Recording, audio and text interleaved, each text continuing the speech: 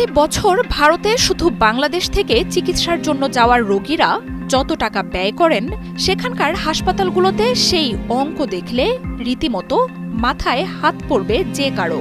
ভারতীয় পর্যটন মন্ত্রণালয়ের বরাতে বিভিন্ন গণমাধ্যমের তথ্য অনুযায়ী শুধু ৩.৫ থেকে ৫ লাখ বাংলাদেশি নাগরিক ভারতে যান চিকিৎসার জন্য।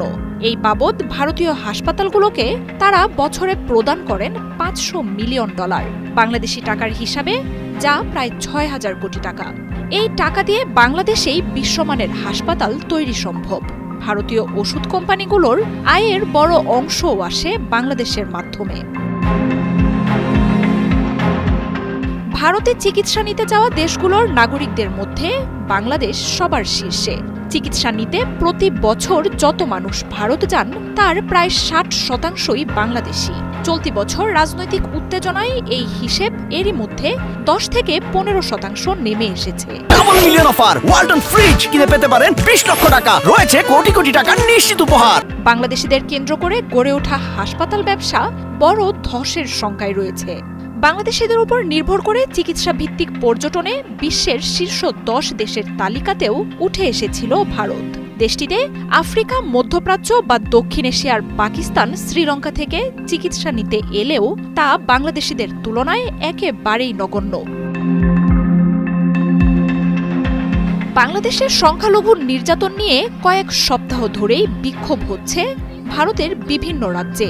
প্রথম দিকে আমদানি রপ্তানি, ভিসার নিষেধাজ্ঞা দেওয়ার মতো বিষয়গুলো নিয়ে বেশ হম্বিতম্বিও করে দেশটির রাজনীতিকরা। তবে ধীরে ধীরে স্পষ্ট হচ্ছে বাস্তবতা। এতদিন একচেটিয়া অধিকার থাকায় বাংলাদেশিদের এক প্রকার টেকেন ফর গ্রান্টেড বা আসতে বাধ্য বলেই ধরে নিয়েছিল ভারতীয়রা। তবে বাংলাদেশিরা না যাওয়ায় এবার এর মূল্য বুঝতে পারছে তারা। বিশেষ করে বাংলাদেশিদের ভ্রমণ ও চিকিৎসার অন্যতম গন্তব্য পশ্চিমবঙ্গ এবং দক্ষিণ ভারতের চেন্নাই, বেঙ্গালুরুর মতো রাজ্যগুলো ধুঁকছে।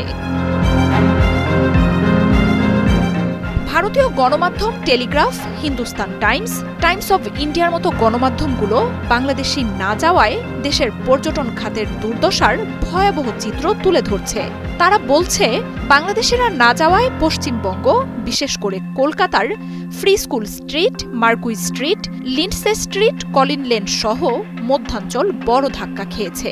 বাংলাদেশিদের নিয়ে ব্যবসা করা হোটেল, রেস্টুরেন্ট, ট্রাভেল এজেন্সিগুলো একেবারেই শূন্য হয়ে পড়েছে।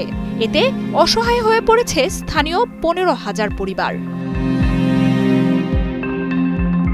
National committee member of travel agents federation of ইন্ডিয়ার অনিল পাঞ্জাবি নিজেদের এই অনিশ্চয়তার তথ্য তুলে ধরেছেন প্রশাসনের কাছেও। ভবিষ্যৎ নিয়ে অনিশ্চয়তায় অনেকে ব্যবসা তুলে দেওয়ার কথাও ভাবছেন। আর তা হলে কাজ হারিয়ে সহায় সম্বলহীন অনেকে নিজেকে শেষ করে দিতে পারেন বলেও শঙ্কা তুলে ধরেন কয়েকজন ব্যবসায়ী। দুই দেশের সরকারকেই তাই দ্রুত সংকট সমাধানের আহ্বান জানান তারা। প্রতিদিন যেখানে গড়ে ৫,০০০ থেকে ৭,০০০ বাংলাদেশি এসব এলাকায় ভিড় করতেন, সেখানে এখন দিনে ১০০ মানুষও যাচ্ছেন না। বাংলাদেশে পরিস্থিতির উন্নতি না হলে ডিসেম্বরের পর ব্যবসা বন্ধের আগাম বার্তা দিয়ে কর্মচারী ছাঁটাই শুরু করেছেন অনেকে।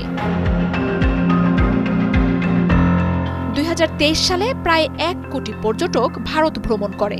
এসব পর্যটকের মাধ্যমে ভারত ২৫,০০০ কোটি রুপি আয় করে, যার মধ্যে ২৩% ছিল বাংলাদেশি। প্রতি বছর গড়ে ২০ লাখের মতো বাংলাদেশি ভারতে যান। মার্জিয়া উপমা, ৭১।